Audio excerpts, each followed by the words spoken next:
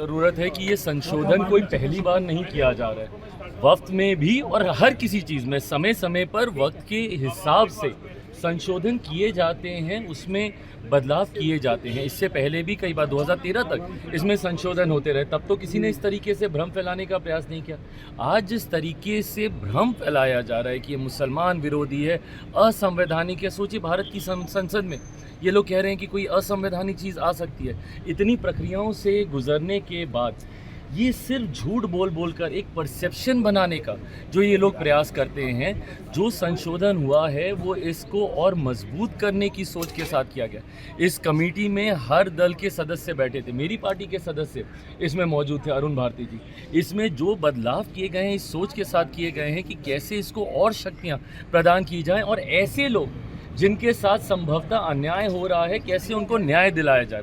आज अगर इससे किसी को तकलीफ है या होनी चाहिए, ये वही लोग हैं जो इसमें भ्रष्टाचार करते हैं, ये वही लोग हैं जो गरीब मुसलमानों से उनका हक छीनते हैं या उनको हक नहीं देते, या जो महिला मुसलमानों को आगे आने से रोकते हैं। उन लोगों को ज़रूर इन संशोधनों से तकलीफ होगी।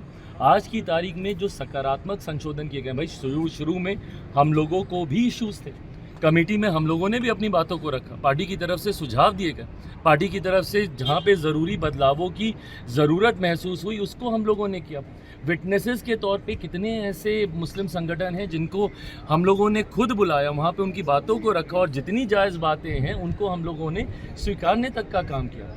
पर दिक्कत ये है कि विपक्ष जो भ्रम फैलाने का प्रयास करता है वो चाहते ही नहीं कि गरीब मुसलमान, जिसमें पसमंदा हों, अंसारी हों या महिला मुसलमान हों, जो लोग आगे आना चाहते हैं उनको ये लोग आगे आने से रोकते हैं। इससे पहले भी सीए के वक्त क्या हुआ था, यही भ्रम फैलाया गया था ना, देश भर में एक आगजनी का माहौल खड़ा कर दिया था। ये पुरानी संसद में मैंने खुद लोकसभा में खड़े होकर मैंने कहा था कि समय बताएगा आने वाले समय में कि भैया कौन से मुसलमान की नागरिकता छीन ली गई। एक नागरिकता देने वाले कानून को नागरिकता छीनने वाला कानून बताकर इन्होंने देश भर में आगजनी का माहौल बना के रखा। विपक्ष ने मुसलमानों के बीच इन्होंने भ्रम फैलाने का काम किया। आज फिर से वही चीज़ें कर रहे हैं। ये बात ये लोग समझ लें भैया, लोक जनशक्ति पार्टी में अपनी बात मैं कर रहा हूँ और मैं व्यक्तिगत तौर पे भी अपनी बात करूँ, मैं रामविलास पासवान का बेटा हूँ। उन्होंने अपनी पार्टी को ख़त्म कर दिया 2005 में कि एक मुसलमान मुख्यमंत्री बने। उस वक्त क्यों नहीं विपक्ष का कोई सामने आया? आज राजद के नेताओं को इतनी चिंता हो रही है, कांग्रेस के नेताओं को इतनी चिंता हो रही है, क्यों नहीं उस वक्त 2005 में बिहार में इन्होंने पहला मुस्लिम मुख्यमंत्री दे दिया?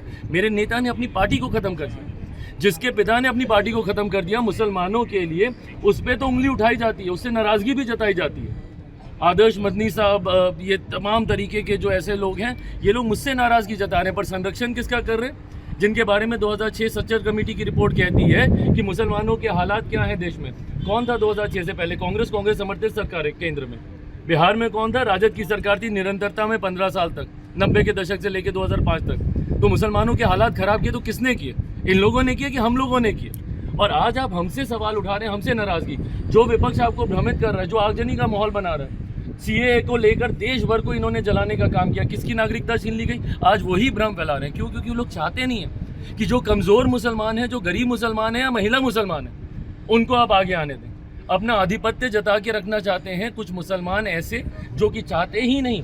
आज मुझे बताइए, क्या वक्फ बोर्ड में जो संपत्ति के ऊपर जितने भी डिस्प्यूट चल रहे हैं, क्या वो डिस्प्यूट कोई हिंदू और उसके बीच में चल रहा है? उसमें मुसलमान भी शामिल है भैया। वक्फ और मुसलमानों की संपत्ति के बीच में चल रहा है।